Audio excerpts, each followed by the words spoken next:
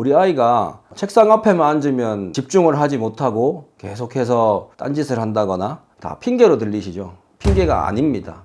다 이유가 있습니다.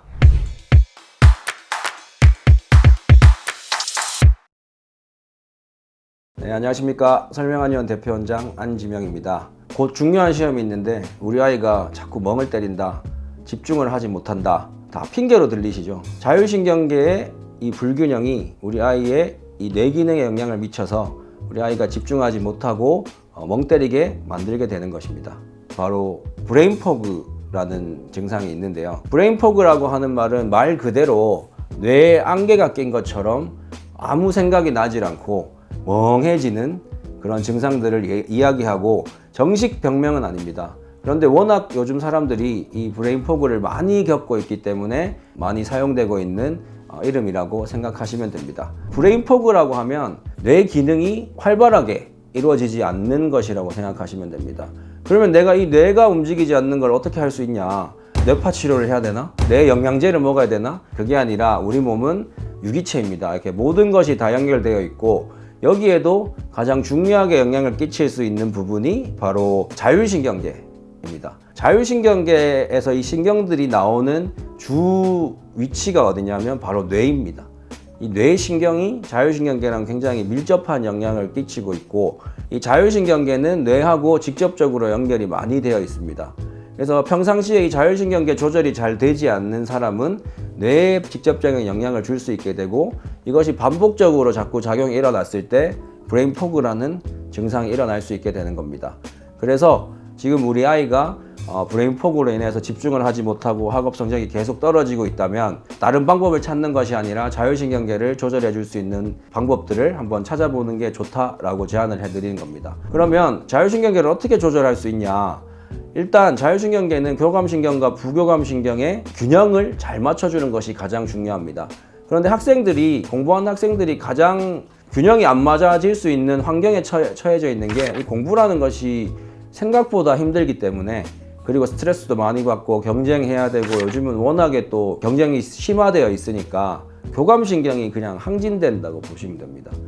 교감신경이란 것은 요즘은 아이들이 공부를 하면서 강도를 만났을 때, 도둑을 만났을 때와 비슷한 감정들을 하루 종일 느끼고 있다라고 보시면 됩니다. 그래서 부교감신경은 굉장히 떨어져 있고 교감신경은 굉장히 우세해져 있는 상황을 지속하기 때문에 이런 것들이 반복되면서 뇌에 영향을 자꾸 주게 되고 이 주는 영향이 브레인포그를 만들어내게 되는 겁니다. 그러면 방법은 뭐냐? 그냥 쉬게 하면 됩니다. 좋아하는 거 하면서. 근데 내 아이가 지금 당장 내일 시험이고 고등학생인데 말이 되는 소리를 해라 이렇게 하실 거는 알고 있습니다. 그러면 어떻게 해야 되냐? 교감신경을 끌어내릴 수 있는 방법 첫 번째, 턱관절입니다. 턱관절. 이 턱관절을 부드럽게 만들어 주셔야 됩니다. 그리고 이 턱관절과 연결되어 있는 부분들, 이 측두, 머리에 있는 옆에 있는 이 측두들, 그리고 이 연결되어 있는 밑에 옆쪽에 있는 옆목, 요렇게가 한 세트라고 보시면 되는데 내가 스트레스를 엄청나게 많이 받는다. 바로 어디가 긴장이 되냐면 어깨, 목, 턱, 머리가 긴장을 하게 됩니다. 그리고 잠을 잘 때도 이를 꽉 깨물고 자는 그 습관이 생기게 되고 이빨들이 서로 맞물려 가지고 서로를 마모시키고 있는 경우가 현대인들한테는 굉장히 많습니다. 그만큼 현대인들은 지금 교감신경의 우세를 이빨을 악 다물고 목을 긴장하면서 머리에도 긴장도가 확 일어나면서 지금 버티고 있는 겁니다. 교감신경을 내리기 위해서는 교감신경 내리는 약을 먹는 게 아니라 이 긴장되어 있는 축두랑 턱이랑 어깨를 풀어주면 반대로 교감신경이 올라와 있던 것이 떨어지게 됩니다. 서로 상호작용을 하기 때문에 턱과 축두와 이 목을 지속적으로 마사지를 해준다거나 아니면 따뜻하게 해준다거나 하는 방식으로 계속해서 이완시켜 주셔야 됩니다.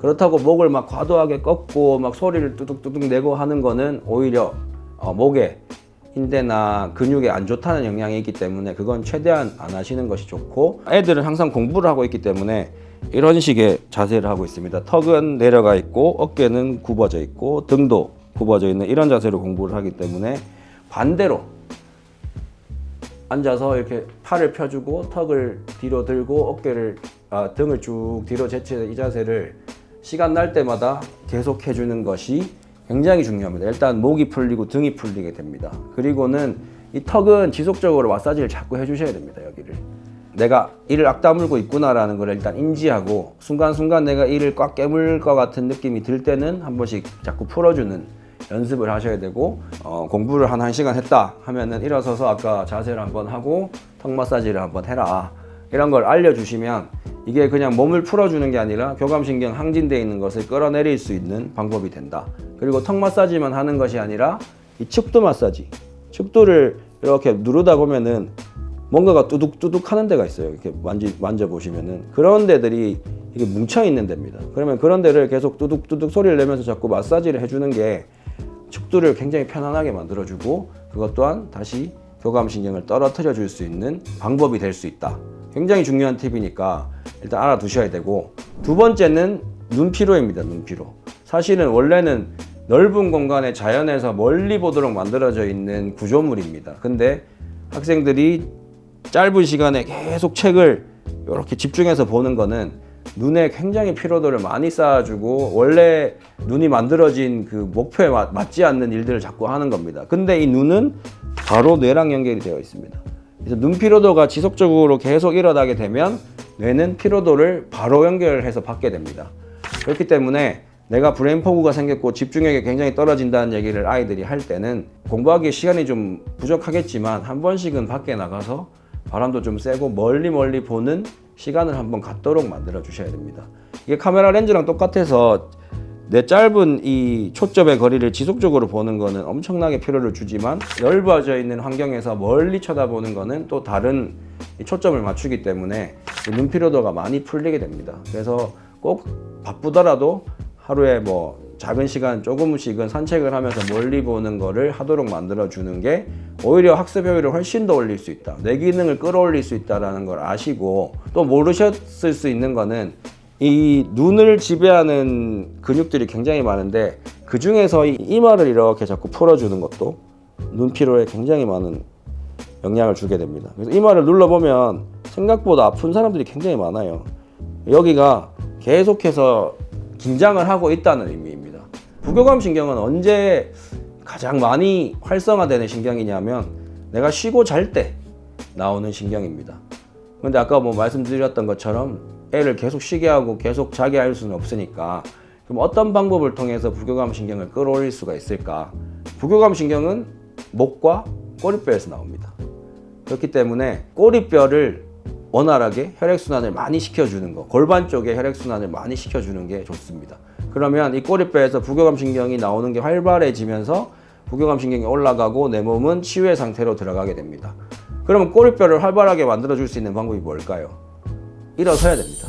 공부해야 되는데 일어서라니 하겠지만 아까 내가 밖에 나가서 멀리 쳐다보면서 걷는 것만 해도 이 꼬리뼈에 있는 혈액순환이 확 늘어나면서 부교감 신경도 올라가게 됩니다. 그래서 눈이 편안해지면서 교감 신경이 떨어지고 내 골반에 있는 혈액순환이 올라가면서 부교감 신경이 다시 끌어올려지기 때문에 균형이 맞게 됩니다. 그래서 한 번에 산책 그리고 편안한 마음으로 숨을 크게 쉬면서 멀리 쳐다보면서 한 30분이라도 걷는 그 자체가 이 두 가지를 균형 맞게 해주는데 가장 좋은 방법입니다. 그리고 두 번째, 목. 그 단순히 우리가 알고 있는 목보다도 이 두개골과 연결되어 있는 이 목하고 연결되어 있는 이 부분에서 부교감 신경이 많이 나오게 됩니다. 내가 이렇게 숙이면 숙일수록 목이 견뎌야 되는 목의 무게는 기하급수적으로 늘어나게 됩니다. 그런데 보통 학생들이 공부하는 건 이런 자세로 공부를 하기 때문에 거의 6배의 하중을 목이 지금 계속해서 받치고 있어야 되는 부분이 생기기 때문에 공부를 할 때 어깨랑 목이 이렇게 굽어져 있는 자세를 한 번씩은 계속해서 풀어주셔야 됩니다. 지금 제가 말씀드린 방법들만 학생들에게 많이 한 번씩 시간 날 때마다 이걸 한번 해봐라 하면 뭐가 좋아지냐면 목이 좋아지고 꼬리뼈가 좋아지는 거는 일단 둘째치고 뇌가 활성화됩니다. 뇌가 활성화되면 내가 2시간 공부할 거를 1시간만 해도 집중적으로 공부를 할 수 있고, 저도 사실 뭐 공부를 많이 해본 사람이고 또 잘해본 사람이기 때문에 자신 있게 말씀드릴 수 있습니다. 무작정 공부만 한다고 절대 효율이 있지 않습니다. 그래서 꼭 한 번씩은 이런 방법들을 자꾸 써주시면서 학생들의 뇌를 긴장을 해소시켜주고 뇌 활성화를 시켜주는 것이 브레인 포그까지 내 아이들을 가게 하지 않는 방법이 될 수 있다. 그래서 저희는 뭐 학생들이 한 번씩 찾아오거나 그럴 때는 저희는 오히려 자율신경계를 좀 균형 맞춰주는 치료를 해주고 추나 치료를 통해서 목이랑 꼬리뼈를 더 잘 맞춰주고, 그리고 한약을 쓴다고 하더라도 그냥 막 보충하는 약이 아니라 자율신경계를 안정화시켜 줄 수 있는, 균형 잡아줄 수 있는 약을 쓰면서 애들의 컨디션이 가벼워질 수 있도록, 그리고 머리가 맑아질 수 있도록 하는 치료를 하고 있으니까, 제가 알려드린 방법을 다 하다가 도저히 학생이 공부를 지금 집중을 못하고 있다, 브레인포그에 쌓여 있는 것 같다 하시면 연락 주시고 찾아오시면 됩니다. 그럴 땐 제가 자신 있게 바로 집중력이 올라갈 수 있는 치료를 해드릴 수 있습니다. 오늘은 우리 부모님들이 가장 지금 신경을 많이 쓰고 계신 우리 아이들의 학업, 거기서도 뇌기능 활성화, 그리고 브레인 포그에 안 빠질 수 있도록 하는 방법에 대해서 말씀드렸고, 조금의 인식 전환을 해서 우리 아이의 이 뇌기능이 자율신경계랑 연관될 수 있다는 그 사실만 알고 계셔도 제가 앞에서 쭉 말씀드렸던 자율신경계를 좋아지게 하는 방법들을 잘 써서 아이의 학업 성취도를 올려줄 수 있을 거라고 생각합니다. 네, 오늘은 여기까지 하겠습니다. 감사합니다.